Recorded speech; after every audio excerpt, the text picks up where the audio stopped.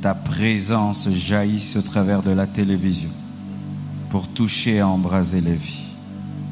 Guéris les malades, libère les captifs. Et révèle-toi. Nous voulons plus qu'une émission. Nous voulons un culte à ta gloire.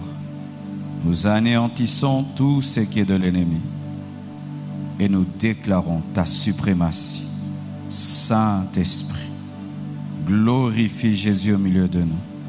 Prends tout en main et que seul Christ soit vu. J'ai ainsi prié et béni cette émission. Amen. Amen.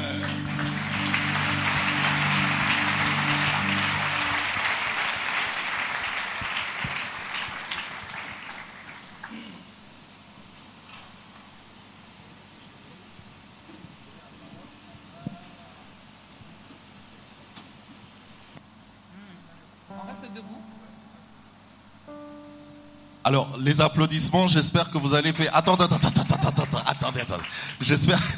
J'espère que vous allez faire mieux que ça. Parce qu'en même temps, c'est pour la télévision. Donc, on doit vraiment sentir que vous êtes là. Donc, je peux compter sur nous. D'accord? Essayez, on va juste essayer. Je compte jusqu'à 3, on va essayer. D'accord? 1, 2, 3. Ça, c'est mieux.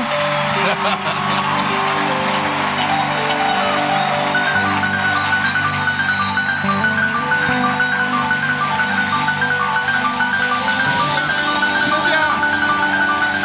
Coupé. Voilà. Et il faut dire que je vous ai sous-estimé, mais là, vous êtes vraiment à la hauteur, hein? C'est bien, on va le faire comme ça, mais ce jusqu'à la fin. Merci d'être là. On va commencer tout de suite.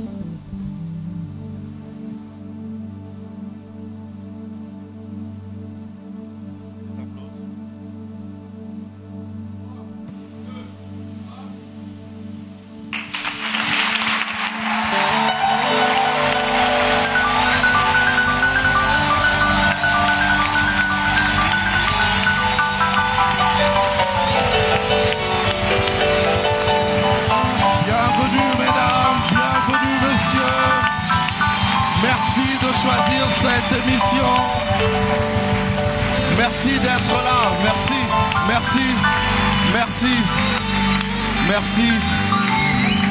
Shalom, maman Dorcas. Shalom, shalom, tonton. Ça fait plaisir, hein? Moi, j'avais envie qu'il continue d'acclamer. Mais comme c'est la télé, eh bien, on doit respecter le programme. Il faut s'arrêter quelque part. Oui, il faut s'arrêter quelque part. On doit respecter le programme. Vraiment, on vous salue. On salue l'église de la compassion qui nous reçoit encore une fois de plus, hein? Pour cette nouvelle année. Oui. Oh, à la bonne heure, je crois qu'on peut acclamer le Seigneur pour cela. Ah, yes.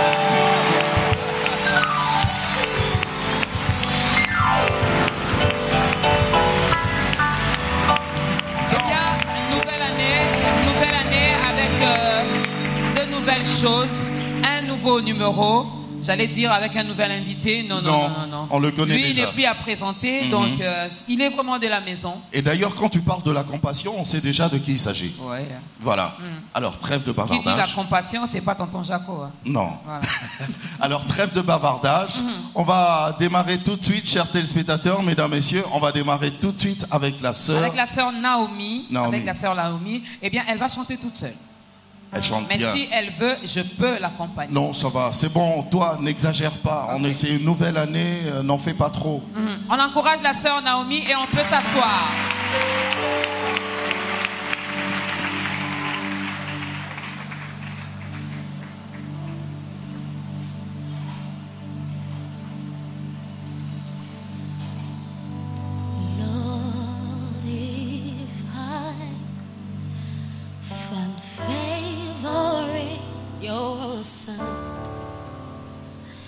Lord, please hear my heart's cry. I'm desperately ready to be where you are. I'm just an artist.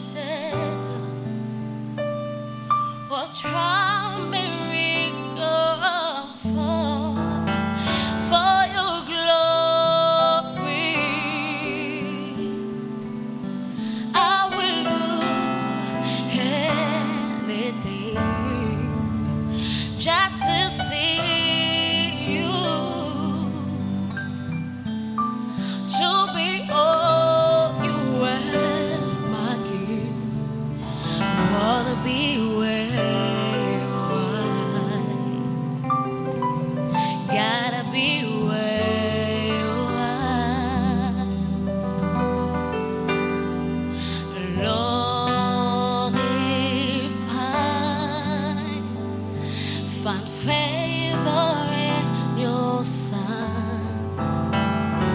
Oh, Lord, please hear my heart cry. I'm desperately waiting to be where you are for your glory. I will do anything just to see you, Lord, to behold you as my King for your glory. I will do anything just to see you, to behold you as my King. I wanna be where you are. I gotta be where you are. I wanna be where you are. I gotta be there. I wanna be right. I wanna be where you are. I gotta be where you are. Gotta be, wanna be you are.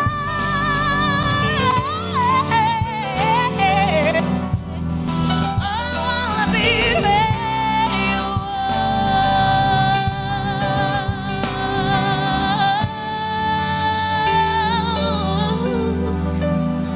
For your glory, I will do anything just to see you, my love, my King, my God, to behold you as my King. I wanna be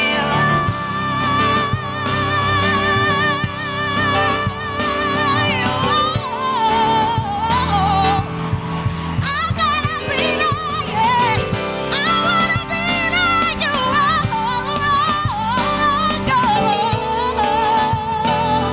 yes, Lord. Wanna be,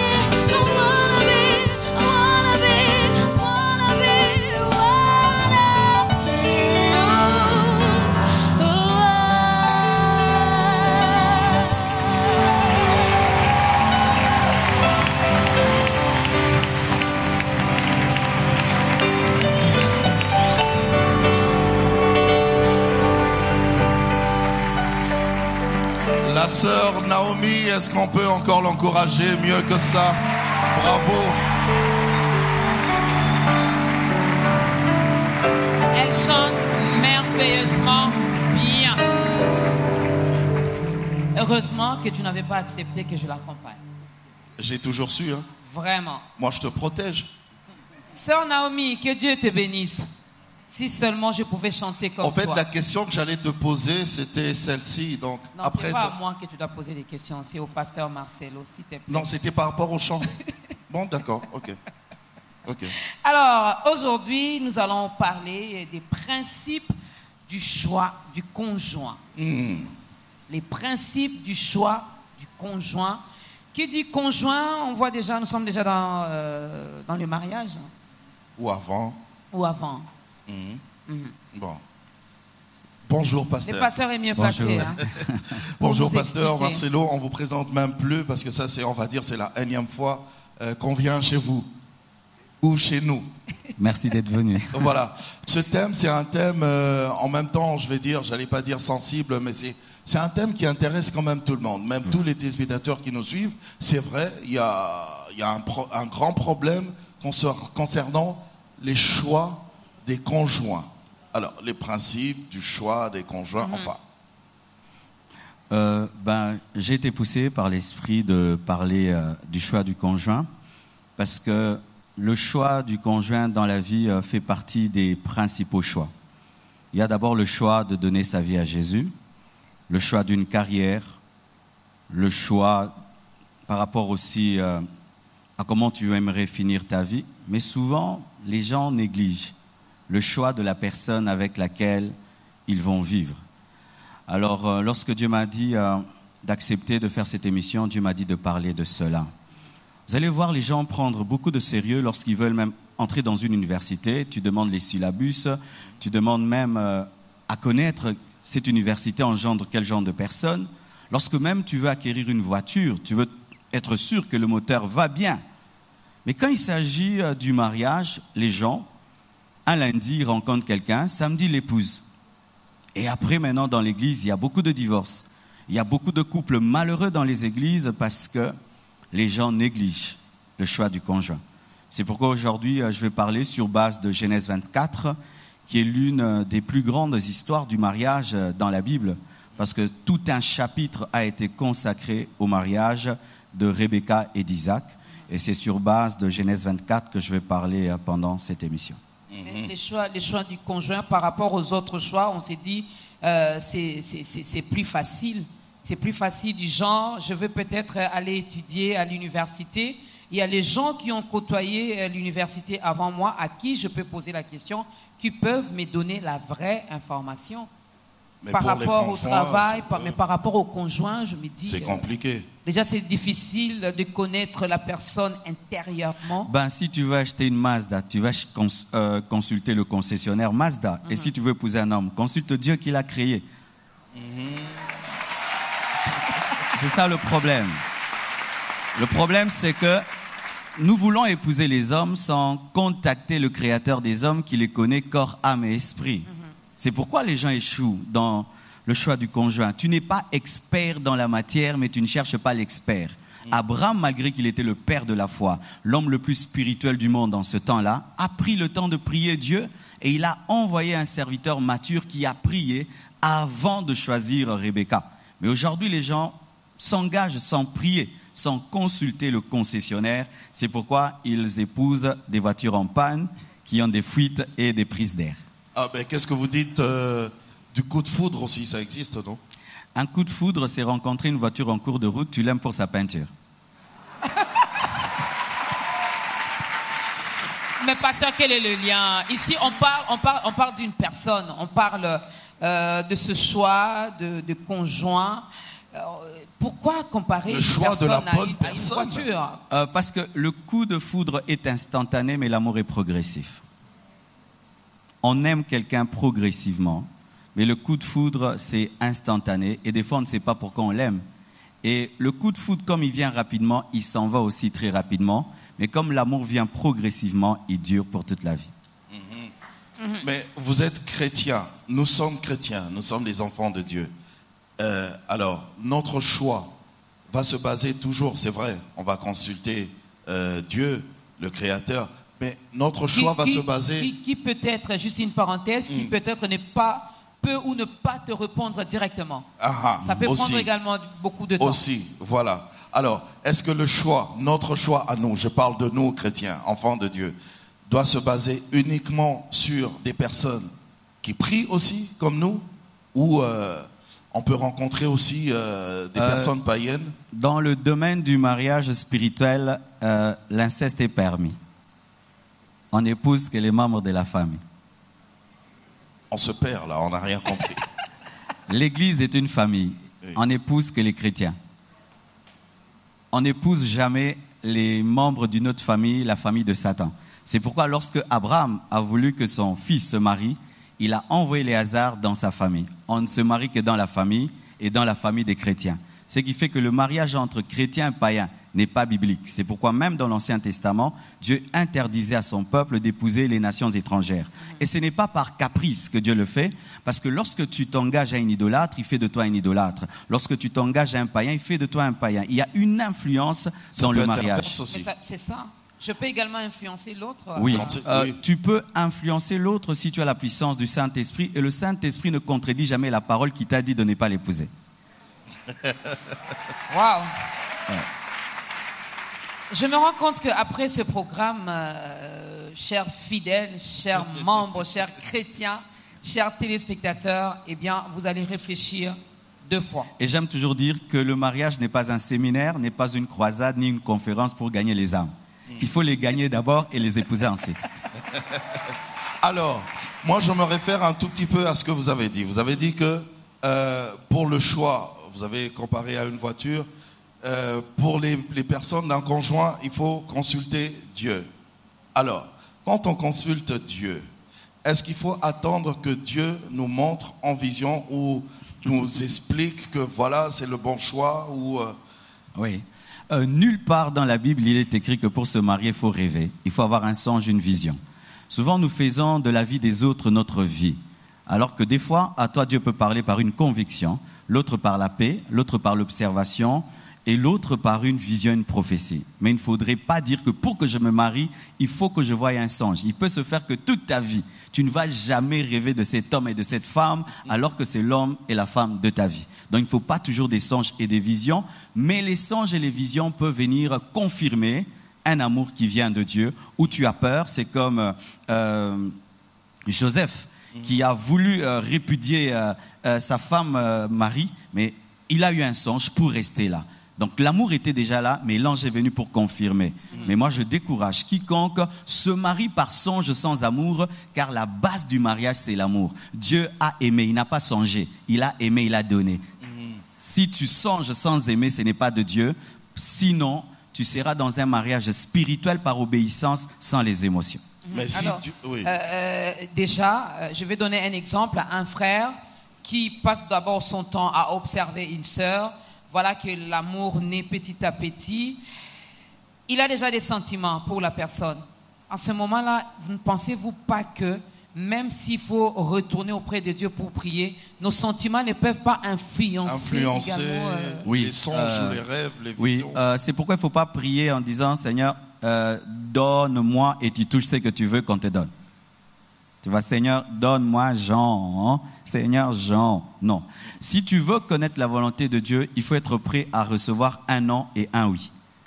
Prier pour le choix du conjoint, ne voulant qu'entendre un oui, c'est déjà mal. Il faut prier en étant prêt d'arrêter et de continuer. C'est alors que la vraie volonté de Dieu va se révéler. Vous voyez, Balaam, quand il a prié Dieu, pour que Dieu lui dise s'il veut ou pas qu'il aille avec Balak, il avait déjà une position d'aller. Et Dieu l'a laissé aller et il a maudit. Donc, si tu veux connaître la volonté de Dieu, n'aie pas une décision. Sois prêt à recevoir un oui et un non.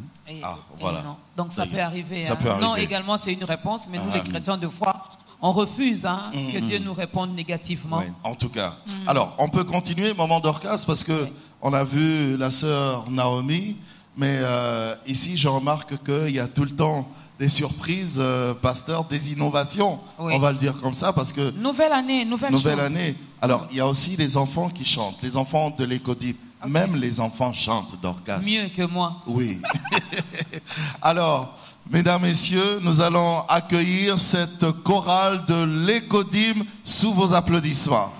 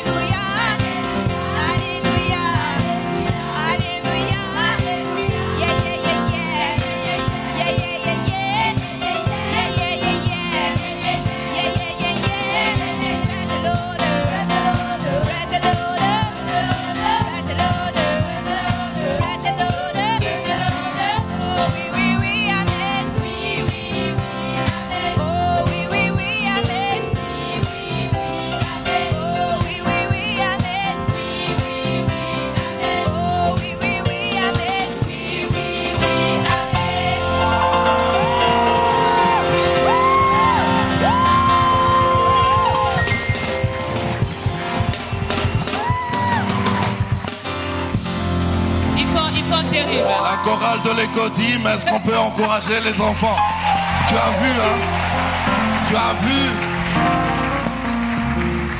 Waouh.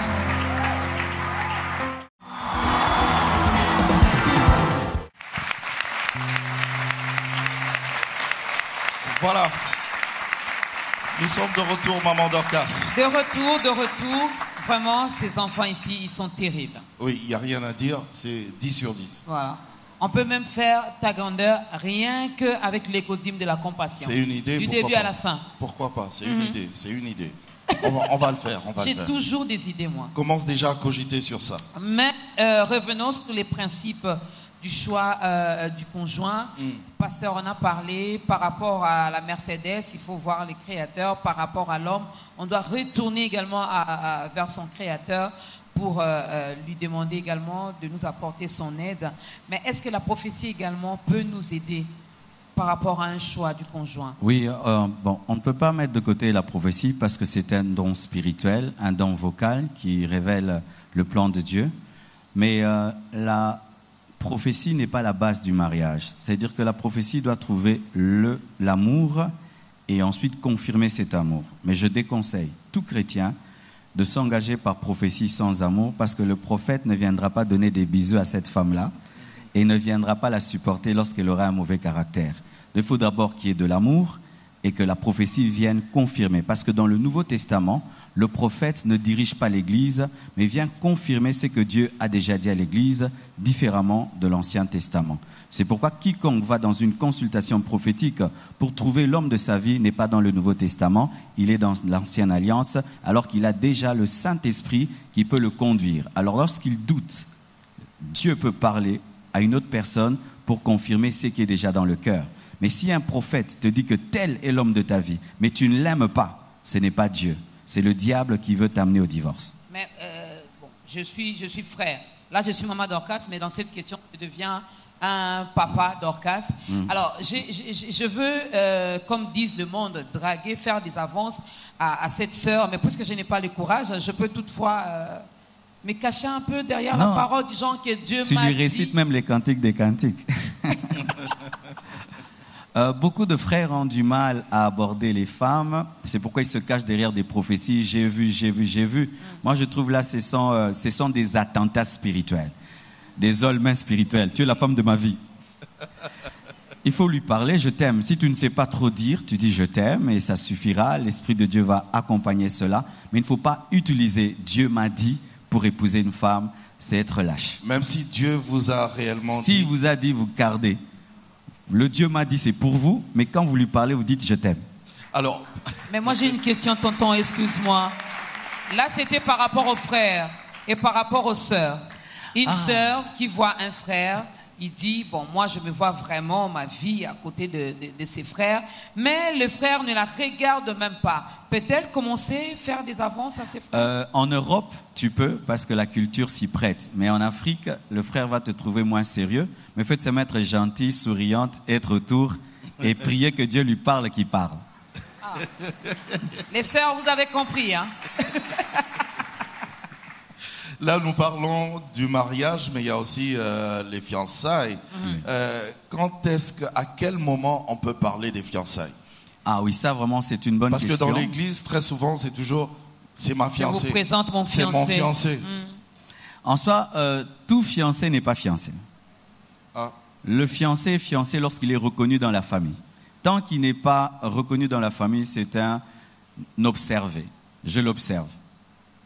Parce que aussi, il faut qu'on dise la vérité. Ce n'est pas du jour au lendemain que tu aimes un homme ou une femme, lundi et puis mardi, tu présentes à papa et maman. Il faut prendre le temps de l'observer.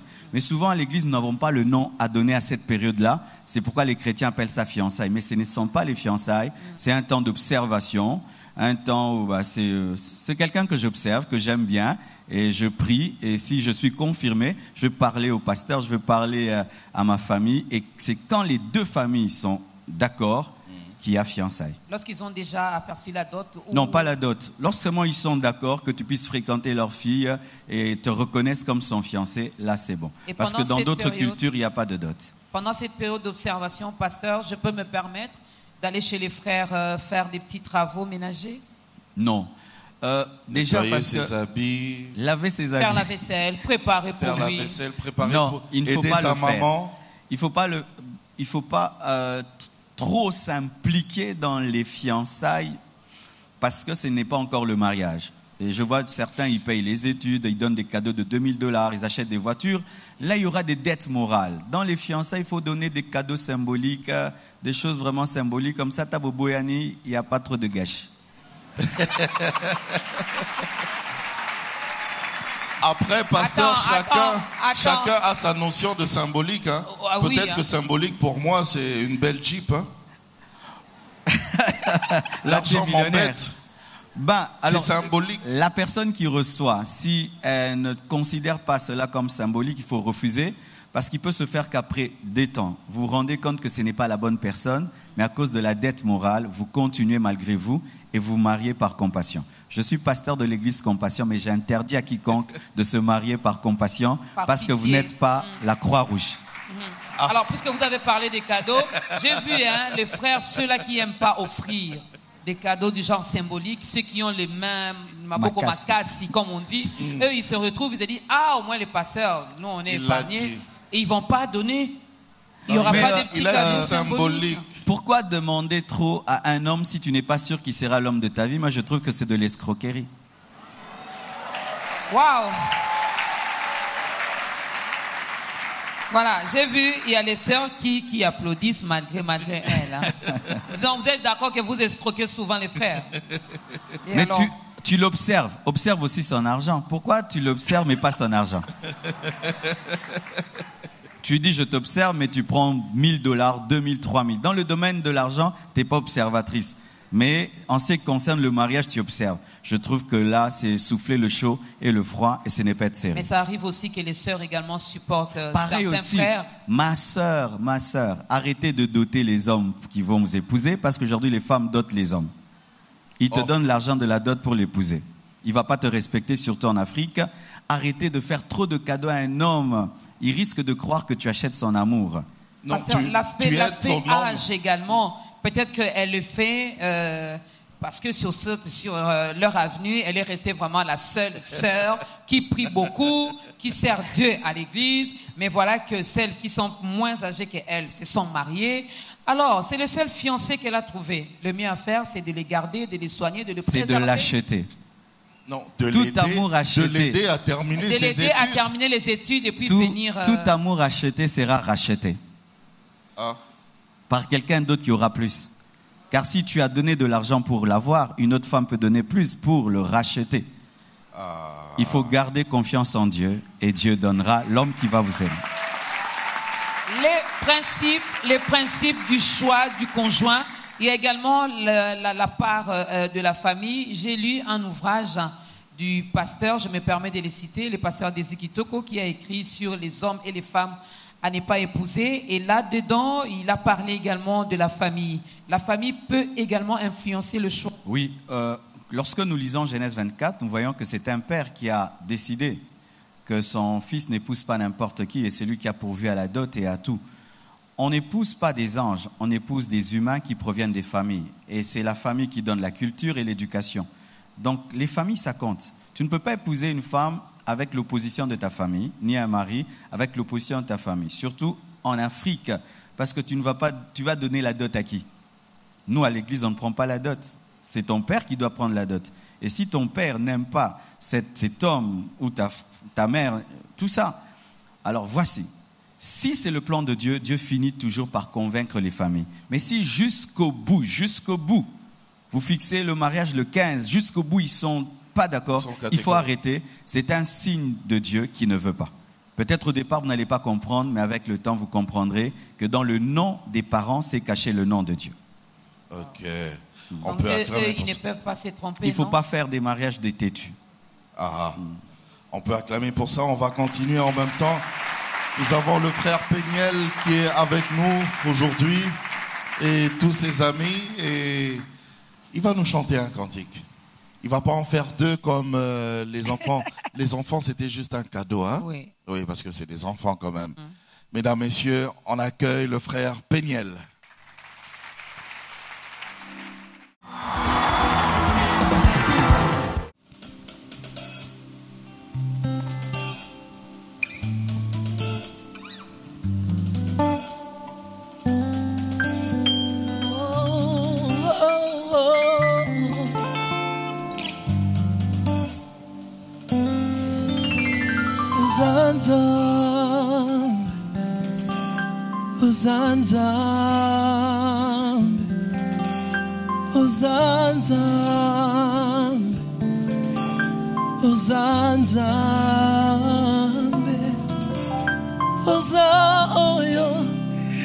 Monokonanga ekoki koloba te o Oza oyo mabanzo nanga ekoki kokanisa te o Oza likolo ya mayele nanga pe bomoto nanga o Ozanza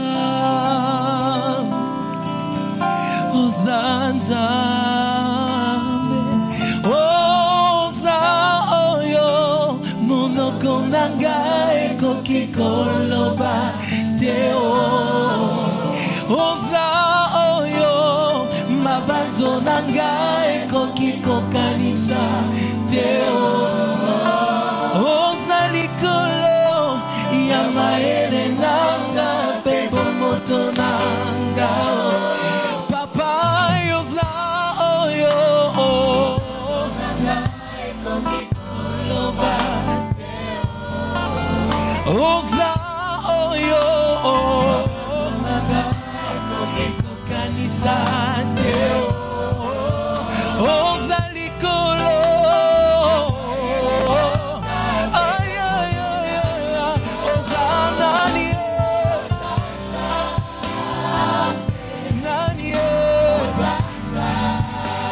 Oza nani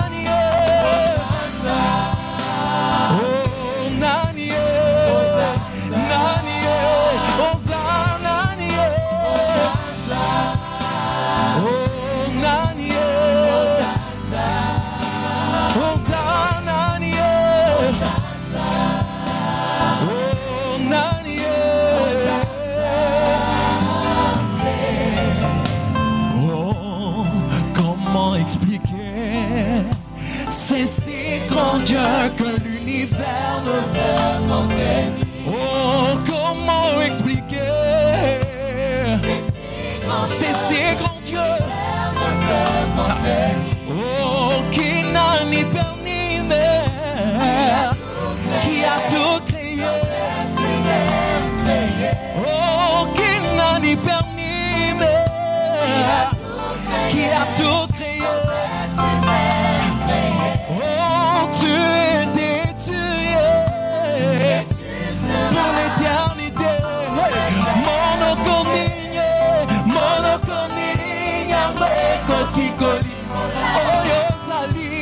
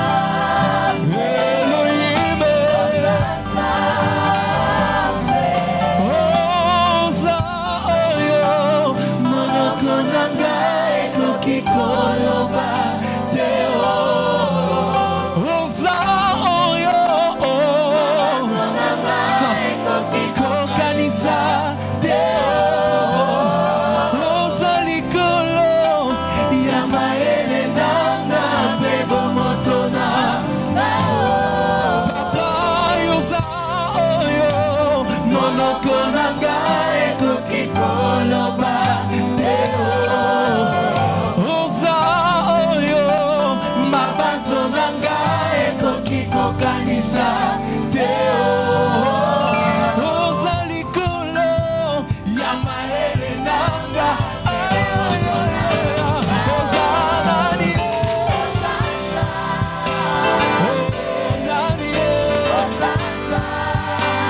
Ozalani Yatona Beti Maboko Je pousse le cri de chant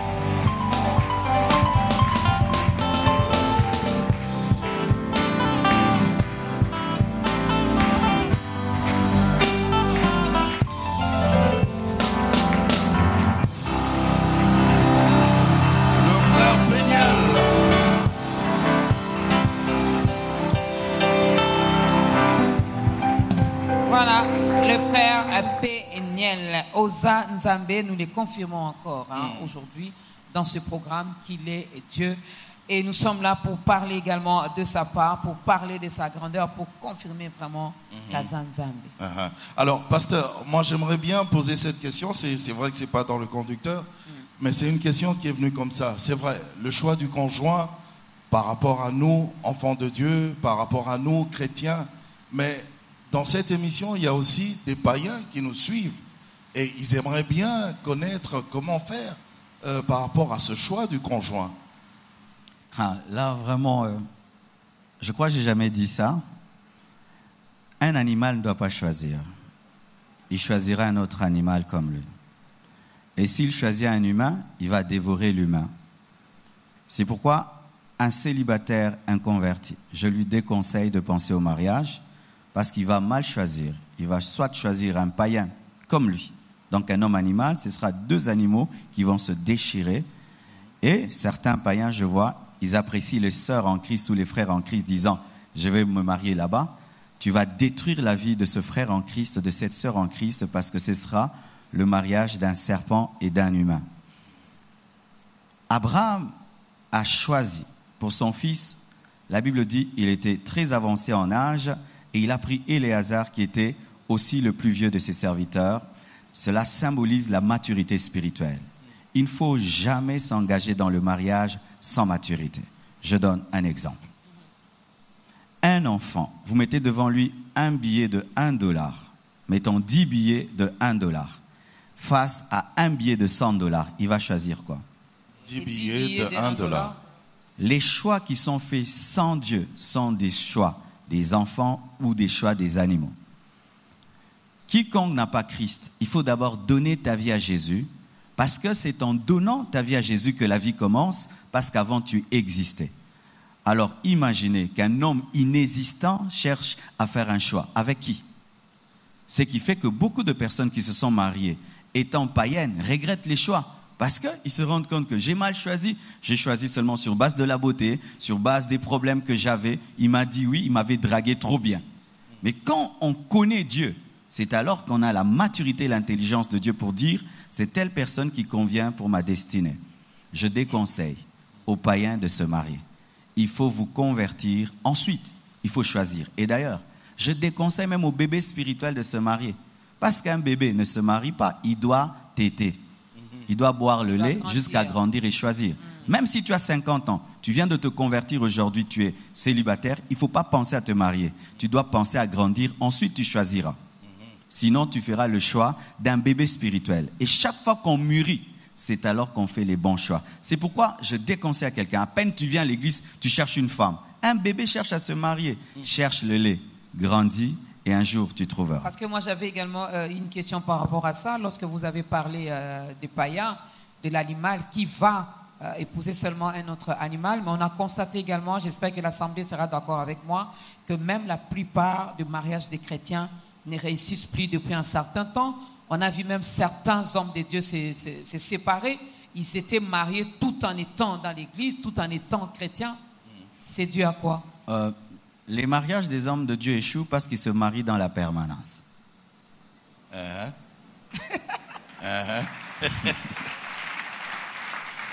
Ça veut dire quoi? Tu es au début de ton ministère et tu es souvent à la permanence et il y a une sœur qui t'amène souvent le foufou, la chikwang et la compassion de toi et tu penses qu'elle est la femme de ta vie alors que c'est le corbeau qui vient au torrent des Kérites pour te nourrir. Les hommes de Dieu choisissent mal parce qu'ils ne se projettent pas dans les futurs. Ils se marient en fonction d'aujourd'hui. Mais ils ne voient pas que demain ils seront grands. C'est pourquoi ils cherchent les femmes du ministère. C'est pourquoi je déconseille à quiconque ne connaît pas sa taille de se marier. Parce que tu ne sais pas quelle longueur tu peux manger. Il faut attendre, connaître ta destinée pour chercher quelqu'un. Car en soi, la soumission, c'est accompagner quelqu'un dans une mission. Il faut connaître ta mission pour qu'on se soumette, qu'on t'accompagne. Peu importe, même si ça prend 10 ans, 20 ans. Vaut mieux faire un bon mariage de 5 ans qu'un mauvais mariage de 50 ans. C'est vrai, pasteur, je donne ma vie à Christ. Je suis enfant de Dieu, d'accord. Je veux me marier, je dois faire un choix.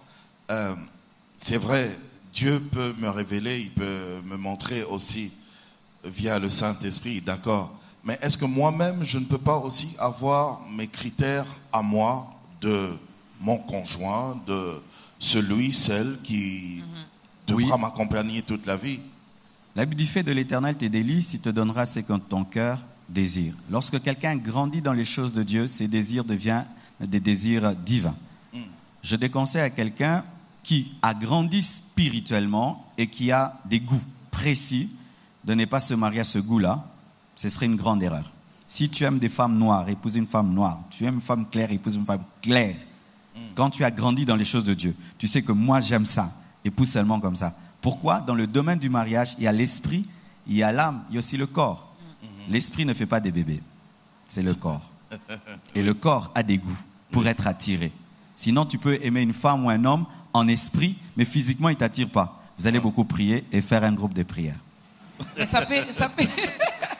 ça peut arriver aussi, pasteur. Des fois, il y a des choses que nous demandons à Dieu par rapport à nos critères, par rapport au dessein que nous nous sommes faits et tout. Mais Dieu a un autre plan pour nous. J'aime les hommes noirs, or Dieu veut que j'épouse un homme de teint clair. Je fais quoi? Voilà. Si Dieu corrige ton choix, donc son choix est meilleur que le tien. Mais s'il le corrige pour te donner moins, ce n'est pas lui. Mais maintenant, comment reconnaître? C'est-à-dire tu pouvais avoir le goût des femmes noires, mais en soi, ton vrai goût, ce sont les femmes claires. Il va te montrer que non, en soi, c'est ça. Et tu te rends compte, mais au fait, c'est vrai. Mais si Dieu te fait épouser quelqu'un qui, des ongles à la tête, n'a rien qui t'attire, c'est pas Dieu. C'est Satan qui t'a piégé au nom de Dieu. Ah oui? Pourquoi? Parce que dans le mariage, il faut qu'il y ait l'attraction. Lorsque Rebecca a vu Isaac, elle était attirée. Dieu ne peut pas te donner un mari, une femme qui ne t'attire pas. Parce que dans le mari, il faut avoir des bébés. Il faut s'aimer. Il y a l'intimité. Comment il y aura l'intimité sans attirance? Vous allez beaucoup prier. Ça, j'ai dit, vous allez beaucoup prier. Vous allez beaucoup jeûner. Mais dans ce domaine, il y aura des problèmes.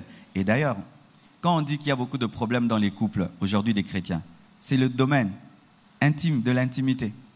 C'est ce domaine-là qui a été négligé, où on a poussé des gens à épouser des personnes sans qu'ils soient attirés physiquement. C'est pourquoi il y a des divorces aujourd'hui. Moi, j'aime l'équilibre entre le corps, l'âme et l'esprit, parce que même la Bible dit, Rebecca était belle de corps et belle de figure. Dieu reconnaît la beauté de sa créature. Donc Isaac, quand il a vu Rebecca, il a dit, c'est bon. Il faut quand tu te maries, tu dis vraiment, Si tu ne sens pas ça, bien aimé, prie encore. Mais physiquement, cette personne m'attire. Mais pendant ce moment d'observation, comme vous avez dit, je remarque que nous n'arrivons pas à rire, par exemple, sur les mêmes choses. Ah, maintenant il y a un problème de l'âme. Vos corps s'attirent, mais vos âmes ne s'attirent pas. Il y a un problème, il ne faut pas se marier. Ok. Tu vas la trouver jolie, mais ennuyeuse. Tu vas le trouver beau, mais il est bête.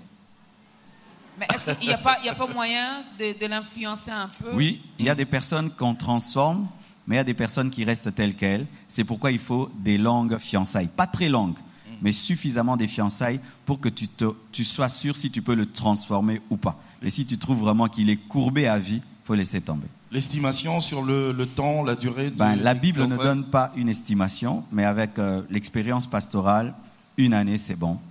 1 année des fiançailles. Des fiançailles de 3 semaines, c'est dangereux. Et de 5 ans. Vous savez, des fois, il y a des gens qui vendent des polos en cours de route, ils les bougent comme ça. Tu prends, alors que c'était une blouse.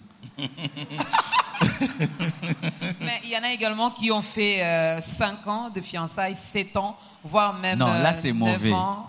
5 ans de fiançailles, c'est mal parce que quand le pont est long, il donne des vertiges.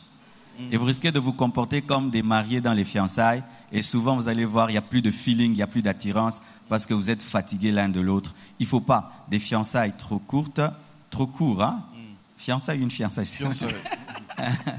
Il ne faut pas que ce soit court ou long. Il faut que ce soit le temps qu'il faut. Quand c'est trop long, on se fatigue de l'autre. Quand c'est court, on ne connaît pas la personne. Alors moi, Nous j'aimerais bien... demandons à l'Assemblée, hein, s'il y a les fiancés ici, s'il y en a qui passent un temps d'observation, vous avez du mal à faire un choix, eh bien, envoyez-nous vos questions. Vous mettez votre nom, vous signez votre message, il ne faut pas avoir honte. Hein. Et puis, nous allons poser la question au pasteur Marcelo, qui est notre invité. Bien sûr. Alors, pendant ce moment d'observation, question de curiosité, je sais que c'est une question qui se dit tout bas, ils n'osent pas le dire. Hein. Jusqu'où peut aller l'observation? C'est ça, il ne faut pas se transformer en gynécologue. Est-ce que je peux même connaître l'autre? Non, il ne faut pas se transformer en gynécologue, ni en Diego Cao. Il faut que ce soit seulement vous parler. Vous parlez, vous pouvez faire des bisous, mais pas des longs bisous. Parce que les longs bisous amènent encore à tomber. Et pendant les fiançailles, jusqu'où peut aller ce moment d'observation? Il faudrait pas que ça soit sexuel. Parce que la sexualité n'est réservée qu'aux mariés. Et quand vous avez des longues observations, vous vous livrez à des caresses, c'est comme si vous chauffez un plat, mais vous n'avez pas l'intention de préparer. Vous êtes en train de perdre de l'énergie, l'électricité et d'abîmer la plaque. J'ai une question de curiosité. Ce n'est pas pour encourager la jeunesse qui se trouve ici, dans l'Assemblée, à aller essayer de faire des choses. Mais comme l'a dit tonton, hein, des fois, nous sommes chrétiens, il y en a qui sont tellement hypocrites. Vous allez prêcher, ils vont dire Amen. Mais lorsque nous sortons de l'église, nous faisons autre chose. Voici maintenant, maman, Dorcas, ce que je veux dire. Lorsque vous avez des relations intimes dans les fiançailles, voici ce qui arrive. Il peut se faire que c'est l'homme de ta vie ou la femme de ta vie, mais quand vous êtes tombés ensemble, il y a un dégoût. 2, le diable qui rôde pour voler les bénédictions peut te voler l'homme de ta vie, la femme de ta vie pendant la sexualité. Du coup, vous vous séparez et vous ne vous mariez pas, alors que votre destinée, c'était de vous marier. Mais comme vous avez péché, le diable est entré. Encore, comme c'est un temps d'observation, lorsqu'il y a intimité, vous perturbez l'observation parce que tu risques de l'épouser, rien que pour le plaisir et oublier son mauvais caractère. Mais dans le mariage, tu te rends compte que tu l'as épousé pour le plaisir, sans le connaître, et tu regrettes. C'est pourquoi il faut respecter les principes de l'observation. Lorsqu'on va plus loin, on perturbe tout. Et aussi quand on vient à l'église, les gens portent des robes blanches et tout le reste, supposant qu'il n'y a rien eu. Et on vous bénit comme s'il n'y a rien eu alors qu'il y a tout eu. Ouais, ça fait un mensonge. C'est un mensonge. D'autres même se marient étant grosses. C'est un mensonge et qui n'attire pas la bénédiction. Vous avez dit pendant les fiançailles, on ne doit pas trop se donner. C'est-à-dire, pour la fille, par exemple, ne pas nettoyer les habits de l'autre, ne pas préparer, aider maman à la cuisine, par exemple. Mais quand on va se marier, si je remarque que... elle ne s'est pas préparée. Elle ne s'est pas préparée, elle ne sait pas faire la lessive, elle ne sait pas... Si vous êtes au niveau de l'observation, il ne faut pas arriver à ce niveau-là. Mais si les familles sont déjà d'accord et qu'il y a eu prédote, il peut se faire que tu l'invites chez vous à la maison, qu'elle prépare, il peut se faire. Mais nous déconseillons qu'il y ait des habits lavés, des cuisines faites, parce que vous risquez de croire que vous êtes marié et commencer à faire les choses des mariés. Ouais. Mais quand même, si vraiment tu es quelqu'un qui aime beaucoup manger, tu dois tester si elle sait préparer. Un jour, tu l'invites chez vous à la maison, ou tu vas chez elle et tu demandes qu'elle prépare. Mais d'autres maintenant font préparer, puis tu manges. Hein? Donc tout ça, il faut de la sincérité. Ils lui disent vraiment, est-ce que tu sais faire le foufou? Tu dis, je ne sais pas, on peut l'apprendre. Tu ne vas pas refuser quand même d'épouser quelqu'un pour le foufou. Ah, On peut lui apprendre. Bon, Ça arrive surtout avec, Ça dépend de la avec les belles culture. mamans. Oui, ça Ça dépend arrive. de culture, mais arriver jusqu'à régner un caractère, un corps qui te plaît, un caractère qui te plaît, rien que pour le foufou, tu peux engager un travailleur qui fait ça, quoi. Mais vous savez, quand vous avez parlé de la sexualité, il y a des frères qui disent que, c'est vrai, on va se marier, mais je dois savoir Si ça marche. Ce qui a beau taka. Allez voir un médecin. Ah oui, en plus. Parce qu'il y en a qui s'unissent, mais qui n'ont pas d'enfants. Et si tu veux savoir s'il aura des enfants, allez voir un médecin. Il y a des tests pour ça. Oui, c'est plus facile. Ouais. Ne soyez pas vous-même médecin. Alors, nous attendons vos questions. Le protocole va nous aider par rapport à ça. Envoyez-nous vos questions. Il n'y a pas de tabou, hein, parce que nous voulons vraiment que les choses... Ce sera peut-être après. Ce sera peut-être oui, parce après. que déjà la première question ici. Et en plus de la sœur Dorcas. Ce sera après le groupe Amen Worship qui va aussi nous interpréter un cantique. Je pense qu'on peut les encourager. Amen Worship.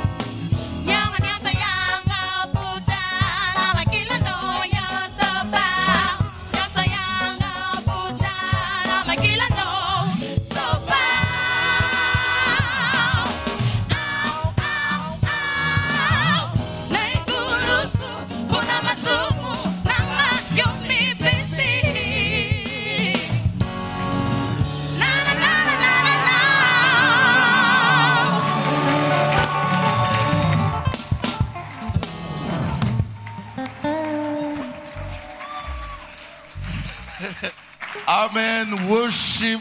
Est-ce qu'on peut encore les encourager? Ils chantent merveilleusement bien, c'est très bien.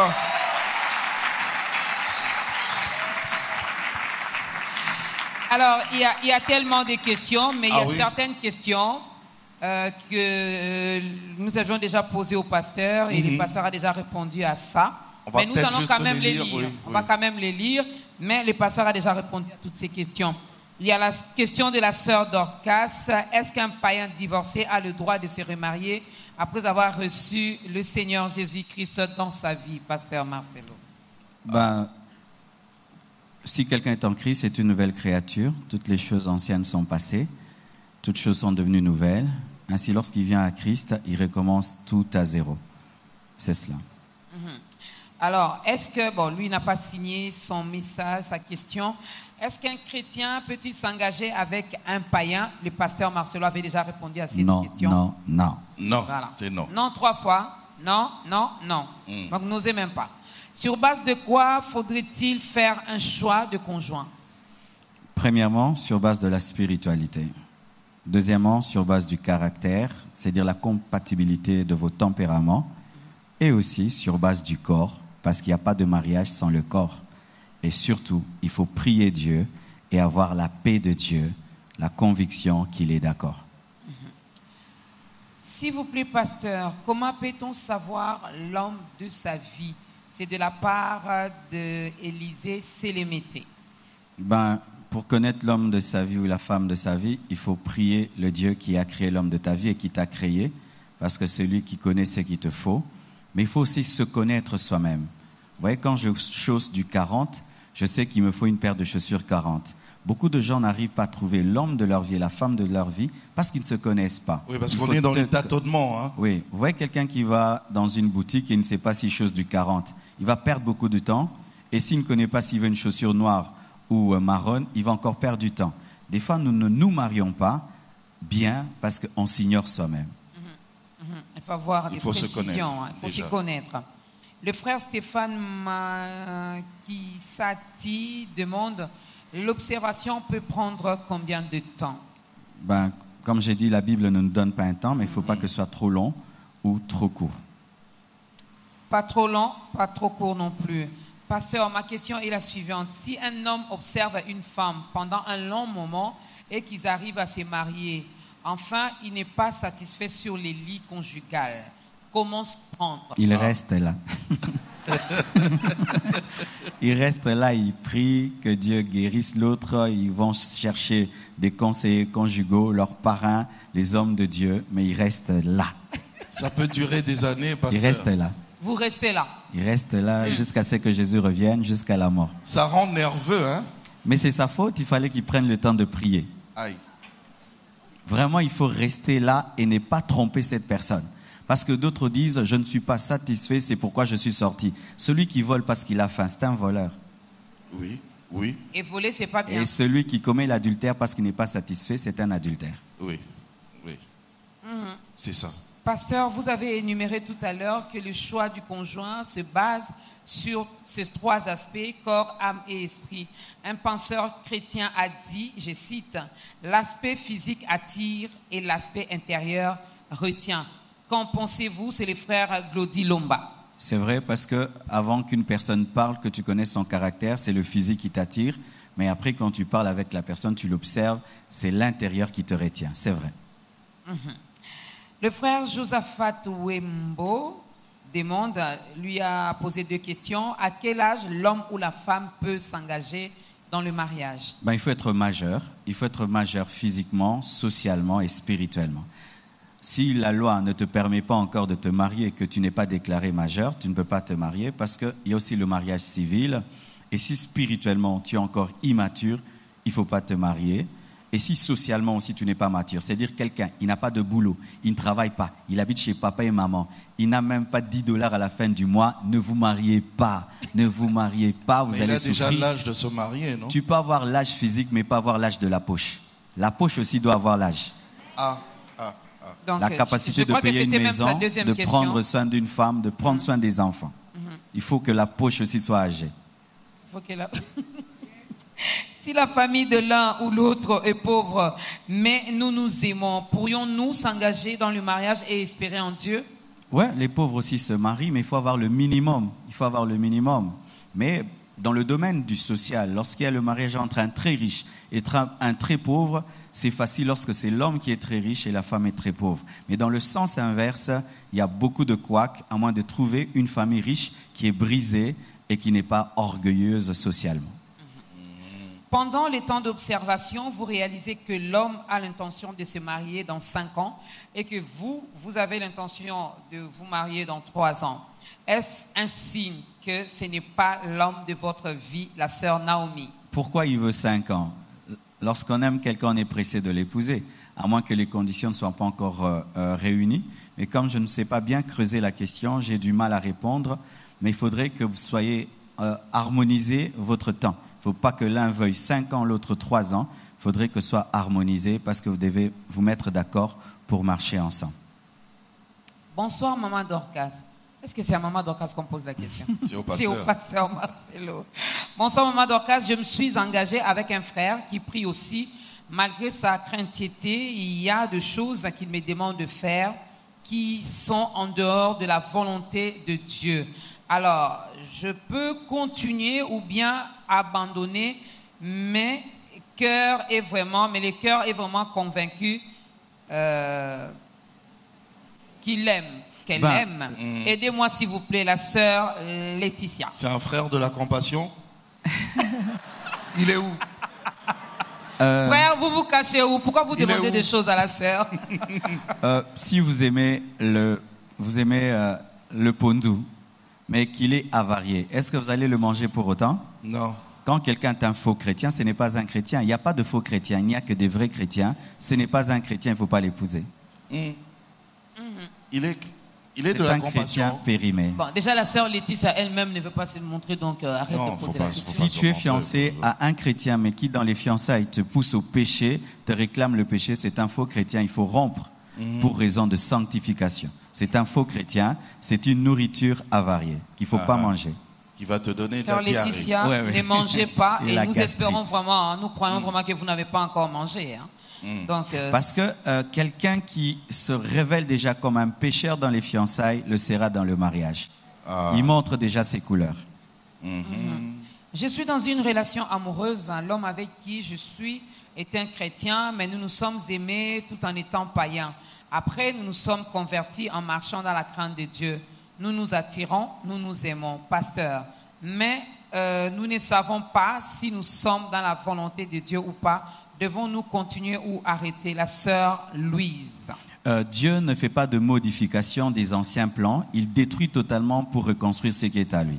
Lorsque deux personnes se sont aimées étant païennes et qu'elles viennent à Dieu tout en étant fiancées, il faut qu'elles renoncent à ses premiers choix qui étaient le choix des païens et qu'ils puissent présenter ce choix à Dieu. Si Dieu ressuscite le choix, ils se marient, mais si Dieu le tue pour donner un autre choix, ils se séparent. Ça fait mal, hein, pasteur? Mais c'est ça la Bible, parce que déjà eux-mêmes ne savent pas. Vous voyez, ils ne savent pas. Parce que donc, quand ils étaient païens, ils n'avaient pas écouté l'Esprit de Dieu. Il peut se faire que c'était une personne appelée être ton amie sans être ton mari. Oui, ça peut arriver. Ça peut arriver. Merci pour vos questions. Vous pouvez continuer. Et nous allons souffler un petit peu. Cette fois-ci avec le frère. El Georges. Oui, le frère Au moins, El avec Georges. lui, je peux rapper. Donc, rapper, c'est différent de... Voilà, c'est que tu m'interdis de faire. Je vois que tu aimes bien les problèmes. Il n'y a pas de souci. Mais pour l'instant, on accueille, mesdames, messieurs, le frère El Georges.